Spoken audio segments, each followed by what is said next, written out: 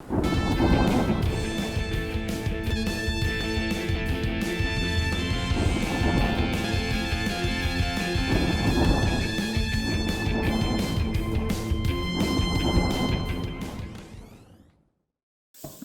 amis, mes amis, mes amis, et mes ennemis bien sûr, quel spectacle la France offre à la France et au monde.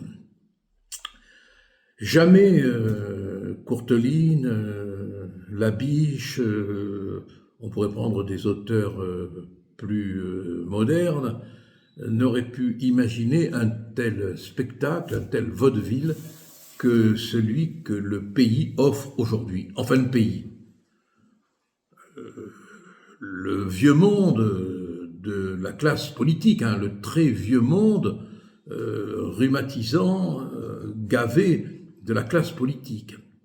On assiste objectivement à l'effondrement, à l'ébranlement du vieux monde politique en place depuis des années et des années, même si on a affaire à des jeunes du reste, parce que on a l'impression qu'il y a une sorte de transmission des comportements, et on voit apparaître dans l'effondrement toute la bassesse, la vulgarité, la médiocrité, l'appétit même, tellement évident de petits pouvoirs, de petits salaires, de petits gains, de petites prébendes de ce pouvoir politique qu'on en est franchement écœuré, quoi. Bon, vous me direz, quand l'orchestre est ridicule, quand l'orchestre joue faux, il faut peut-être regarder du côté du chef d'orchestre. Alors notre chef d'orchestre, il rappelle malheureusement De Funès dans La Grande Vadrouille, quoi. C'est un agité de la baguette, c'est quelque chose d'absolument innommable.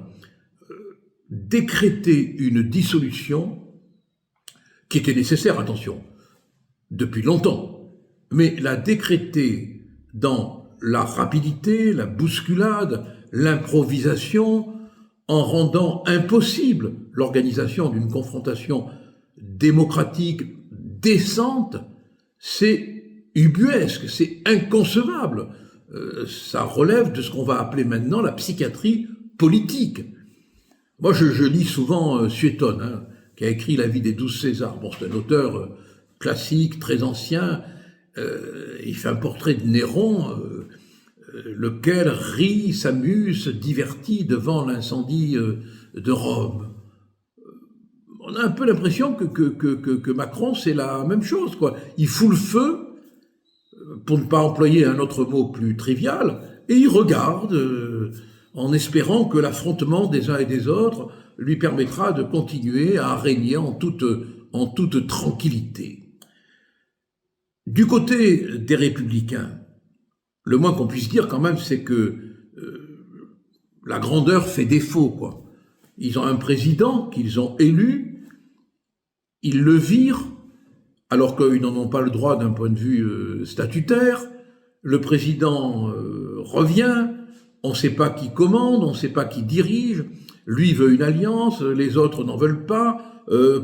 Les autres, c'est Bertrand, c'est Wauquiez, c'est Pécresse. Bon, quand même, franchement, pas des flèches. Bon, c'est là encore le désordre le plus complet. Et du côté du Rassemblement national, ça a l'air organisé, en revanche, reconquête dans ce que Zemmour appelle une trahison. Tout ça, il faudrait l'analyser, parce que moi, je suis passé par là, et je peux vous dire que rien n'est simple. Zemmour parle de trahison, mais c'est l'effondrement aussi de reconquête. Bon. En revanche, la gauche, malgré toutes les insultes qu'ils ont pu échanger, malgré toutes les oppositions de façade, pour gagner, s'entendent, et ils s'en foutent complètement de la position de la France insoumise sur le Hamas et sur Israël. L'antisémitisme, oh ben on n'en parle plus. Mélenchon, on n'en parle plus. Eux, ils savent s'entendre quand il faut prendre le pouvoir. Et vraiment, c'est ça qui est dramatique. C'est que face à une gauche qui n'a aucune morale, aucune idée, la droite qui devrait être unie pour sauver la France de de la déflagration, se disputent, se querellent, ne s'entendent pas. Et ça, c'est dramatique. C'est dramatique. Vous allez voir, on risque peut-être d'avoir un Parlement avec une forte majorité à gauche, parce que les gens de droite ne se seront pas entendus. Quelle est triste la France aujourd'hui, mon Dieu, quelle est triste. Gardez le moral quand même, et puis surtout, si vous êtes de droite, unissez-vous.